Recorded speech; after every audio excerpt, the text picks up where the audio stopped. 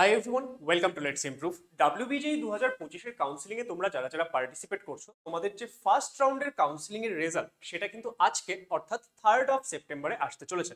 এবং আজকের এই ভিডিওতে আমি তোমাদের বুঝিয়ে দেবো যে ফার্স্ট রাউন্ডের রেজাল্ট আসার পর তোমাদেরকে কি কি করতে হবে। যারা একটা সিট পেলে তাদের কি করতে হবে, যারা সিট পেলে না তারাই বা কি করবে, এন্ড এই ক্ষেত্রে যারা আপগ্রেডেশন করতে যাচ্ছ তারা কিভাবে কি করবে, যারা কিনা অ্যাডমিশন নিতে চাচ্ছ তাদের কি করতে হবে। তোমরা বিভিন্ন জন বিভিন্ন কলেজে এই ক্ষেত্রে অ্যালটমেন্ট পেতে পারো, সেই কলেজের সঙ্গে তোমরা কিভাবে কন্ট্যাক্ট করবে বা কলেজের যে বিভিন্ন ডিটেলস গুলো সেগুলো তোমরা কিভাবে জানবে, ইচ অ্যান্ড এভরিথিং আজকের এই ভিডিওতে আমি তোমাদের জানিয়ে দেবো।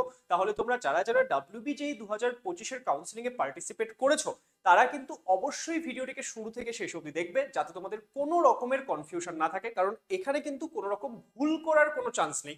তোমাকে ইচ অ্যান্ড এভরিথিং ভালো করে বুঝে সমস্ত কিছু একদম ঠিকঠাক করে করতে হবে। তাহলে চলো স্টার্ট করা যাক। কিন্তু ভিডিওটি স্টার্ট করার আগে তোমরা যারা যারা এখনো আমাদের চ্যানেলটিকে সাবস্ক্রাইব করোনি অবশ্যই সাবস্ক্রাইব করে নেবে, তার কারণ এখান থেকে তোমরা একদম অথেন্টিক ইনফরমেশন একদম সঠিক সময় পেতে থাকবে, যাতে তোমাদের কোনো কিছু মিস না হয়ে যায়।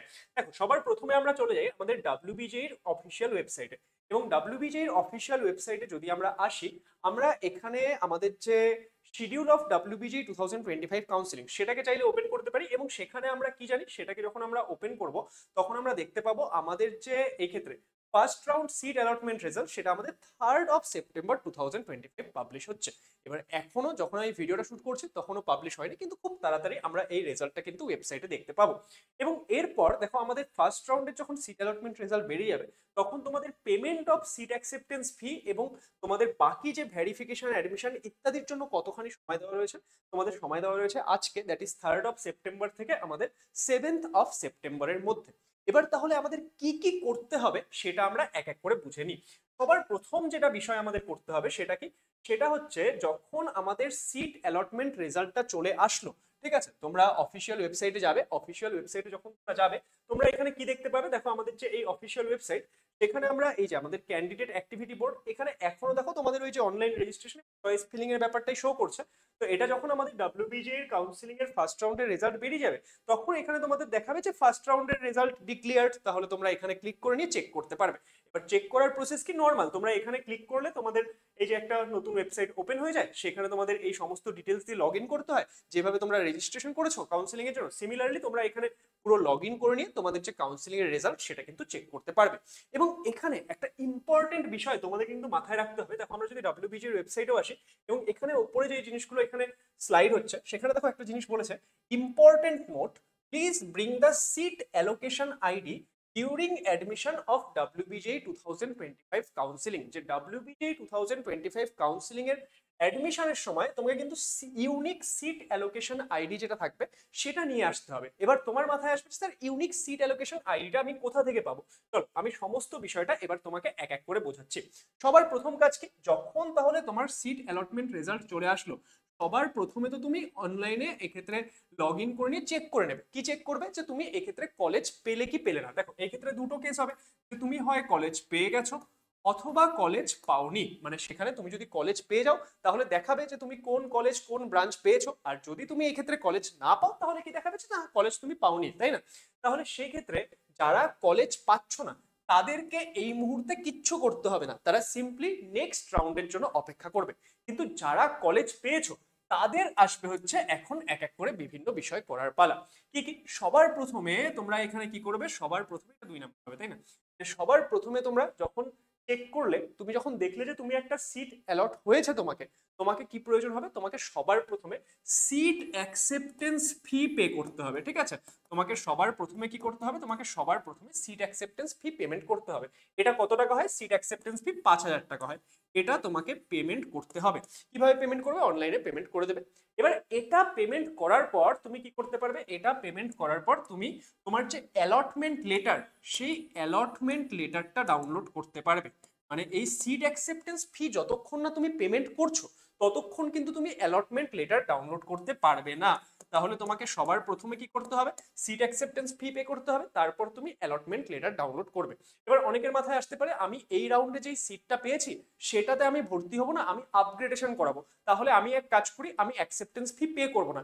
মাথায় রাখবে তুমি যতক্ষণ না সিট অ্যাকসেপ্টেন্স ফি পে করছো ততক্ষণ তুমি অ্যালটমেন্ট লেটার ডাউনলোড করতে পারবে না। অ্যালটমেন্ট লেটার ছাড়া তোমার ভেরিফিকেশন হবে না, আর তুমি যদি ভেরিফিকেশন না করো, ভেরিফিকেশন ছাড়া তোমার আপগ্রেডেশন ফর্মও জমা হবে না। তাহলে তুমি আপগ্রেডেশন করো বা অ্যাডমিশন নাও, যেটাই করো তোমাকে কিন্তু এক্ষেত্রে সিট অ্যাকসেপ্টেন্স ফি পে করতে হবে এবং অ্যালটমেন্ট রেজাল্ট মানে অ্যালটমেন্ট লেটার যেটা রয়েছে সেটা তোমাকে ডাউনলোড করে নিতে হবে। এবার যেখানে তুমি এই অপশনগুলো দেখতে পাবে সেখানেই তুমি একটা অপশন পেয়ে যাবে যে অ্যালটমেন্ট আইডি বলে। সেখানে অ্যালটমেন্ট আইডি মানে কি, তুমি যখন ডাব্লিউবিজির ওয়েবসাইটটা যাবে এই সমস্ত কিছু চেক করার জন্য, সেখানে তোমার একটা অ্যালটমেন্ট আইডি লেখা আসবে। সেটা ধরো মোটামুটি 6-7 ডিজিটের একটা নাম্বার হবে। সেই যে নাম্বারটা সেটা তোমাকে নোট ডাউন করে নিতে হবে এবং মাথায় রাখবে এই যে ইউনিক অ্যালোকেশন আইডি সেটা কিন্তু তোমার জন্য ইউনিক এবং সেটা কোনো মতেই কারোর সঙ্গে শেয়ার করবে না। তার কারণ হচ্ছে তোমার অ্যাডমিশনের সময় কিন্তু ওই আইডিটা দিতে হবে, সেটা যাতে কোনোভাবেই মিসপ্লেস না হয়ে যায়। তাহলে সেই ইউনিক অ্যালোকেশন আইডি সেটাও তোমরা যেখানে এই সিট অ্যাকসেপ্টেন্স ফি অ্যালটমেন্ট এটা ডাউনলোড করছো সেখানেই একটা অপশন পাবে ইউনিক অ্যালোকেশন আইডি বলে।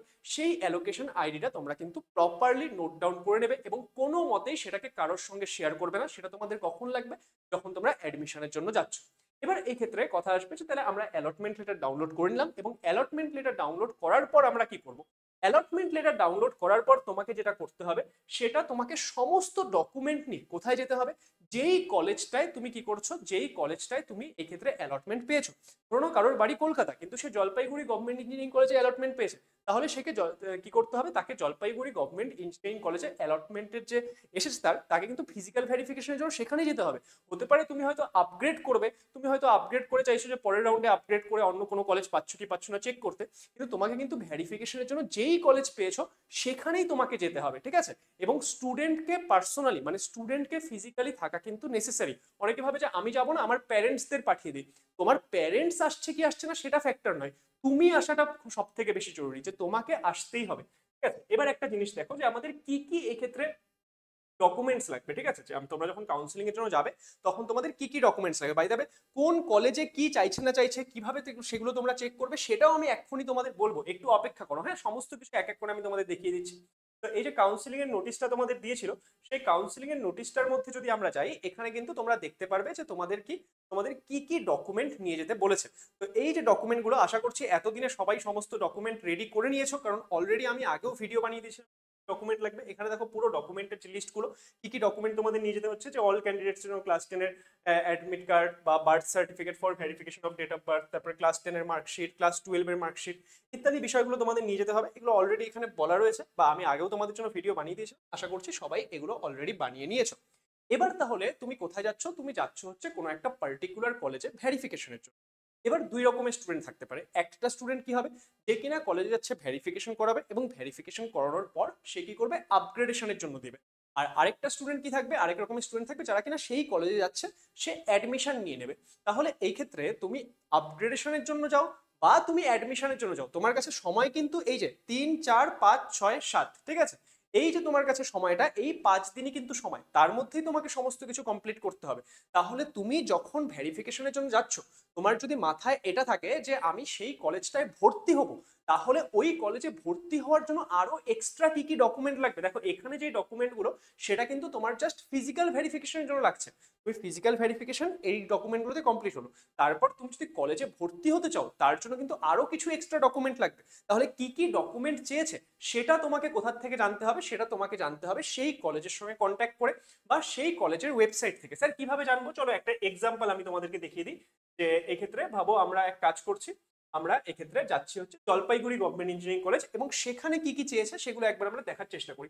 আচ্ছা বাই দ্য ওয়ে তার আগে তোমাদের একটা কথা বলে দিই, যে তোমরা যারা যারা ডাব্লিউবিজি এর কাউন্সিলিং এ পার্টিসিপেট করেছো, তোমরা স্বাভাবিকভাবে এখন ইঞ্জিনিয়ারিং পড়তে যাচ্ছ, তাই তো। এবার ইঞ্জিনিয়ারিং এ যখন তুমি যাবে তোমাদের ফার্স্ট ইয়ারে, সে তোমার ফার্স্ট সেমিস্টারে হোক বা সেকেন্ড সেমিস্টারে হোক, তোমাকে সি প্রোগ্রামিং পড়তেই হবে। অ্যান্ড তোমাদের মধ্যে ম্যাক্সিমাম জনই এই ক্লাস 11-12 যেহেতু কম্পিউটার থাকে না, তো সেই ক্ষেত্রে তোমরা কিন্তু এই সি প্রোগ্রামিং এর বিষয় সম্পর্কে জানো না এবং অনেকেরই কলেজে গিয়ে প্রবলেম হতে দেখা যায়। ইভেন আমি যখন প্রথমবার গিয়েছিলাম, যখন আমি জলপাইগুড়ি গভর্নমেন্ট ইঞ্জিনিয়ারিং কলেজে ভর্তি হয়েছিলাম ফার্স্ট ইয়ারে, আমারও সমস্যা হয়েছিল। এবং এই সমস্যাটা দূর করার জন্যই আমি কিন্তু আমাদের যে অ্যাপ লেটস ইমপ্রুভ, সেখানে আমাদের একটা কোর্স রয়েছে বেসিক্স অফ সি প্রোগ্রামিং। এখানে আমি তোমাদের যে ম্যাক্সিমাম থিওরি পার্টটা সেটা পড়িয়েছি। এই মুহূর্তে আমি আইআইটি গুয়াহাটি থেকে কম্পিউটার সায়েন্সে মাস্টার্স করছি। তো এখানে আমি তোমাদের বেসিক্স অফ সি প্রোগ্রামিং এর যে বিভিন্ন বিষয়গুলো সেগুলো পড়িয়েছি, এবং এখানে তোমাদের কিন্তু থিওরি ক্লাসের সাথে সাথে প্র্যাকটিস ক্লাসও হয়েছে। দেখো এখানে আমি তোমাদের ক্লাস করিয়েছি, ঠিক আছে। এক্ষেত্রে টোটাল 14টা থিওরি ক্লাস রয়েছে, ওকে। তো সেই ক্ষেত্রে তোমাদের একদম বেসিক থেকে basic introduction plus data types input, এখানে তোমরা দেখে নেবে পরপর 1 2 3 4 করে সাজানো রয়েছে, ঠিক আছে। Basic operators, conditional statement, loops, ঠিক আছে, ইচ এন্ড এভরিথিং তোমাদের শেখানো হয়েছে। অ্যান্ড তার সাথে সাথে এখানে কিন্তু তোমরা কি পেয়েছো, তোমাদের কিন্তু এখানে প্র্যাকটিস ক্লাসও দেওয়া হয়েছে 7টা, যেখানে তোমাদের বিভিন্ন রকমের কোড লেখা ইত্যাদি শেখানো হয়েছে। তো এই ক্ষেত্রে যারা যারা চাইছো যে তোমরা এই কোর্সটাতে শিখবে অ্যান্ড ভালো করে একটা সি প্রোগ্রামিং এর বিষয়টাকে আয়ত্ত করে নেবে কলেজ যাওয়ার আগে, তোমরা কিন্তু ইজিলি এই কোর্সটায় জয়েন করে তোমরা 7-10 দিনের মধ্যে ইজিলি এখান থেকে পুরো জিনিসটা শিখে নিতে পারবে। অ্যান্ড ফিস তোমরা দেখতেই পাচ্ছ যে খুবই মিনিমাল, জাস্ট 499 রুপিস। তাহলে তোমরা কিন্তু আমাদের লেটস ইমপ্রুভ অ্যাপে গিয়ে এই কোর্সটার জন্য এনরোল করতে পারো।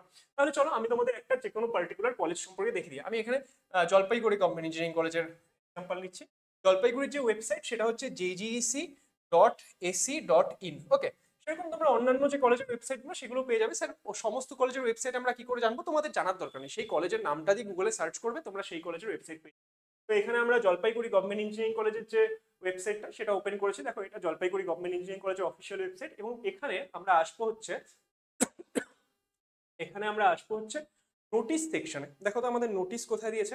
আমাদের এখানে নোটিশ দিয়েছে হচ্ছে এই যে নোটিশ। তো নোটিশের মধ্যে দেখো আমরা দেখতে পাচ্ছি নোটিশ ফর বিটেক অ্যাডমিশন 2025, এরকম তোমরা সমস্ত কলেজের ওয়েবসাইটই দেখতে পাবে, তারা নোটিশ দিয়ে দেবে যে কিভাবে কি করতে হবে, ঠিক আছে।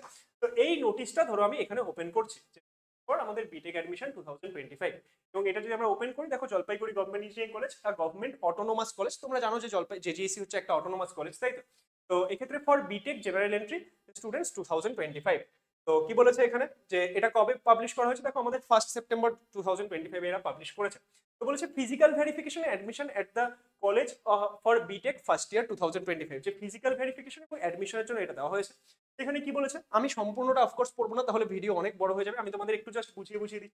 তো বলেছে the candidate who have been allotted seats by the West Bengal, মানে ডাব্লিউবিজেই বোর্ডের কথা বলেছে, তাদেরকে কিন্তু এই ক্ষেত্রে ফিজিক্যাল ভেরিফিকেশনের জন্য আসতে হবে অ্যাকর্ডিং টু দ্য কি বলেছে as per the instruction and schedule of WBJEE board in 2025, মানে তোমার যে ওই 3 থেকে 7-এর টাইমটা তার মধ্যেই কিন্তু আসতে হবে। আর requested to come for physical verification in this college as per the procedure and information stated below. তো এক্ষেত্রে ফিজিক্যাল ভেরিফিকেশন কি কি করতে হবে সেটা কিন্তু ওরা এখানে মেনশন করে দিয়েছে। এবং দেখো কি বলেছে যে ফার্স্ট রাউন্ড এত থেকে এত including holidays and Sundays, okay. For second round from 9, second রাউন্ডের ডিটেলসটা ওরা এখনই, মানে সেকেন্ড রাউন্ডে তোমরা জলপাইগুড়ি গভর্নমেন্ট ইঞ্জিনিয়ারিং কলেজে কখন আসতে পারো কোন কোন ডেটে সেটা এখানে অলরেডি মেনশন করে দিয়েছে ওরা। তারপর কি বলেছে যারা অ্যাডমিশন নিতে চাও, দেখো যারা কলেজে অ্যাডমিশন নেবে তাদেরকে অফকোর্স অ্যাডমিশন ফিস পেমেন্ট করতে হবে। তো এই ক্ষেত্রে তোমরা যখন অ্যাডমিশন নিতে আসবে তোমাদের অ্যাডমিশনের জন্য কত ফিস লাগবে সেটা কিন্তু এখানে বলে দেওয়া হয়েছে। কি বলেছে please pay the admission fee through NEFT or direct online bank transfer or any online payment, কারণ তোমাদের ক্যাশ পেমেন্ট নেওয়া হবে না। তো সেক্ষেত্রে কোন ডিপার্টমেন্টে কত লাগছে দেখতে পাচ্ছ যে তোমরা সিভিল ইঞ্জিনিয়ারিং বা ধরো নাও এক্ষেত্রে আমাদের যে ইলেকট্রিক্যাল ইঞ্জিনিয়ারিং, মেকানিক্যাল ইঞ্জিনিয়ারিং, তার জন্য তোমাদের কত লাগছে 10,341 টাকা। যারা টিএফডব্লিউ স্টুডেন্ট হবে তাদের লাগছে 8,841 টাকা। সিমিলারলি তোমরা দেখতে পাচ্ছ সিএসসি এবং ইসি এর জন্য তোমাদের লাগছে 12,341, আর টিএফডব্লিউ স্টুডেন্টের জন্য তোমাদের লাগছে কত 9,341 টাকা, ওকে। তারপর কি রয়েছে, তারপর আমাদের রয়েছে হচ্ছে আইটিতে তোমাদের 16,341 টাকা লাগছে। এরকম তোমরা দেখে নিতে পারো, এখানে অ্যাকাউন্ট ডিটেলসও দেওয়া রয়েছে যে তোমরা অনলাইন পেমেন্টটা কোথায় করবে, বা তোমরা যে এই ক্ষেত্রে এনইএফটি করবে বা এই ক্ষেত্রে ডিরেক্ট অনলাইন ব্যাংক ট্রান্সফার করবে সেটা কোন অ্যাকাউন্টে করবে সেই অ্যাকাউন্ট ডিটেলস দেওয়া রয়েছে। এবং এই ক্ষেত্রে তোমাদের কি বলা হয়েছে go to the following link and fill up the Google form. এখানে কিন্তু তোমাদের একটা গুগল ফর্মও ফিল আপ করতে বলেছে। এটা সাধারণত হয়তো যারা অ্যাডমিশন নিতে চায় তাদের জন্য, তোমরা পুরো নোটিশটা ভালো করে পড়বে তাহলে তোমরা বুঝতে পারবে। এবং এই ক্ষেত্রে দেখো বলেছে before filling the form keep ready the clear scan photocopy PDF কপির সাইজ কত বলেছে 1 MB। তো এরকম প্রত্যেকটা কলেজ কিছু না কিছু ইনস্ট্রাকশন দিয়ে দেবে, তুমি যেই কলেজ পাচ্ছ তোমায় কিন্তু সেই কলেজের ওয়েবসাইটে গিয়ে চেক করতে হবে। এখানে দেখো সমস্ত জিনিসগুলো দেওয়া রয়েছে, এবং এখানে দেখো তোমাদের কিছু এক্সট্রা জিনিসও ওরা চাইবে, কারণ ওরা তো এখন এখানে পুরো অ্যাডমিশনের জন্য কি কি লাগবে সেটা বলে দিয়েছে, তাই না। তো এই ক্ষেত্রে দেখো ওরা কি কি এক্সট্রা চেয়েছে তোমাদের থেকে, এই যে পেমেন্ট রিসিপ্ট সেটা চেয়েছে, তোমাদের ইনকাম সার্টিফিকেট, যাদের টিএফডব্লিউ তাদের জন্য ইনকাম সার্টিফিকেট, ইডব্লিউএস সার্টিফিকেট, এগুলো তোমাদের ফিজিক্যাল ভেরিফিকেশন নিয়ে যেতে হবে। আপার আইডি বা এবিসি আইডি কার্ড এটাও কিন্তু ওরা চেয়েছে। তোমরা আই গেস সবাই আপার আইডি সম্পর্কে জানো, যদি না জানো তোমরা ভিডিওর কমেন্টে একবার জানাবে, তাহলে আমি যদি সময় পাই আমি চেষ্টা করবো তোমাদেরকে আপার আইডি রিলেটেড একটা ভিডিও বানিয়ে দিতে কিভাবে কি করা হচ্ছে। দেখো এখানে ওরা এটাও বলে দিচ্ছে তুমি যে বিভিন্ন ডকুমেন্টগুলো আপলোড করবে সেটা পিডিএফ ফাইলগুলোর কিভাবে নাম দেবে সেটাও ওরা বলে দিয়েছে, যে তোমার জিএমআর র্যাঙ্ক যত তারপর তোমার সেটা কি ডকুমেন্ট সেই হিসেবে নাম দিতে বলেছে। যেরকম তোমার আধার কার্ডের নামটা কি দিতে বলছেন, এক্সাম্পল দিয়েছে যে তোমার যদি জিএমআর র্যাঙ্ক 134 হয় তাহলে 134_আধার.pdf। এরকম তোমরা প্রত্যেকটা কলেজের যে ইনস্ট্রাকশন গুলো সেটা কিন্তু তাদের ওয়েবসাইট থেকে তোমরা পেয়ে যাবে। তোমাকে কি সব কলেজে চেক করার দরকার আছে না, তুমি যেই কলেজটা পাচ্ছ সেই কলেজটা চেক করে সেখানে তোমরা যাবে। এখানে সমস্ত কিছু ডিটেলস আরো বলা রয়েছে, তো এগুলো আমি আর পড়ছি না, তোমরা নিজেরা পড়তে পারবে। এখানে আই গেস 4 বছরের টোটাল ফিস কি হবে সেটা এখানে মেনশন করা রয়েছে, ঠিক আছে। দেখি এখানে কিসের ফিস দেওয়া রয়েছে, হ্যাঁ professional fee structure of that for the streams of BTech 2025। এখানে অ্যাডমিশন পার্টিকুলার্স, যারা যারা অ্যাডমিশন নিতে চাও তাদেরকে এক্সট্রা কি করতে হবে বা এক্সট্রা কি আনতে হবে।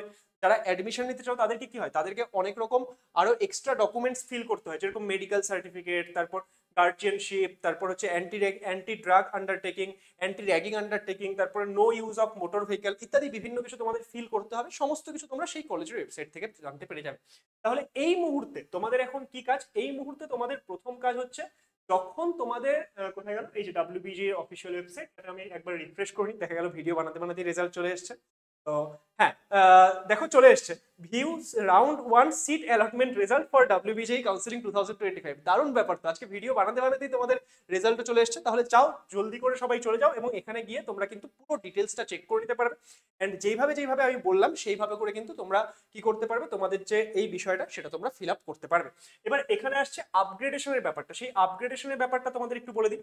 দেখো যারা কিনা ধরে নাও তুমি এইভাবে চয়েস সাজিয়েছিলে 1 2 3 4 5 6 7, আমি আরো ছাড়া দেবো, আমি এই কটাই ধরে নিচ্ছি। কেউ যদি ফার্স্ট চয়েস পেয়ে থাকো তাকে কিন্তু ফিজিক্যাল ভেরিফিকেশনের পর অ্যাডমিশন নিতে হবে, ঠিক আছে।